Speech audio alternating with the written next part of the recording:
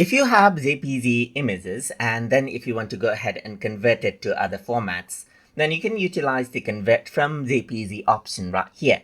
So if you were to go ahead and click right here, you can select JPG images and then you can go ahead and select out, let's say for example, multiple images right here, which may be in JPG format, and go ahead and open it out. So you have an option to convert it into PNG or convert to GIF right here. And you can even go ahead and select, let's say, for example, static GIF or the animated GIF right here.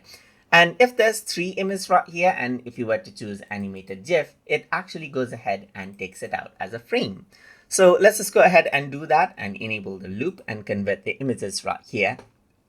And it goes ahead and converts out this JPG image right here as a GIF. So if I were to go ahead and download this right here, I can go ahead and download this out. And as I open it, this is what you have, as you can see. And since I actually went ahead and then chose animated GIF right here, it actually went ahead and then added in a bit of a change right here. And then you can see that this is what it added in a GIF. You can pause it and play it, as you can see right here, because GIF are simply collection of images right here.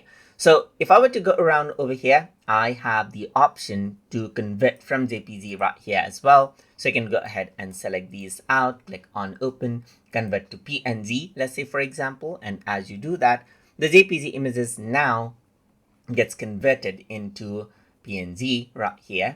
So as you were to go ahead and click on download a converted image and click on save, this is what you have, as you can see right here. So there's PNG images right here.